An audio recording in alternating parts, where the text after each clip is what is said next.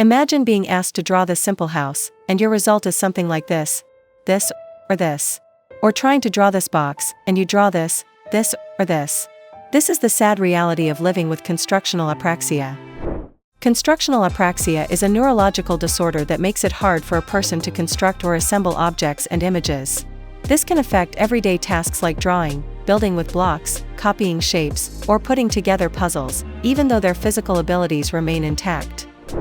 Although, many experts see the term constructional apraxia as misleading and too vague to really describe what's going on. Here's why. First, apraxias are deficits in motor planning and cannot be explained by motor, visuospatial, or perceptual problems. In contrast, in constructional apraxia, the difficulty often arises from visuospatial deficits, perceptual issues, or problems with spatial attention rather than from a true inability to plan or execute movements. Therefore, some experts argue it's not a real apraxia.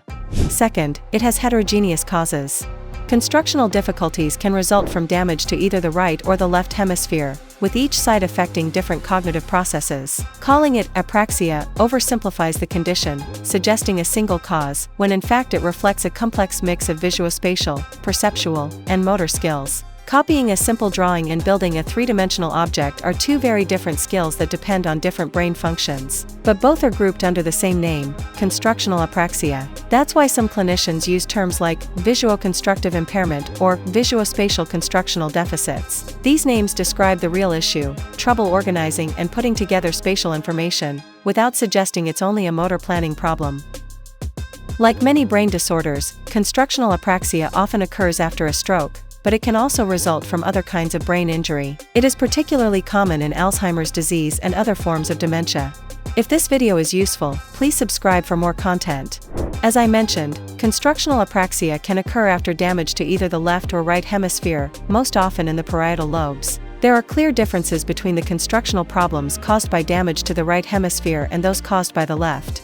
In fact, right hemisphere lesions tend to produce more severe constructional disturbances, mainly because patients fail to reproduce the spatial relationships among the parts of a model. Left hemisphere lesions, on the other hand, result in simplified drawings that lack detail and clear outlines, but remain well organized spatially. Here are some examples of drawings by patients with left brain damage. You can see that they're often simplified and distorted, but the general spatial layout is mostly intact.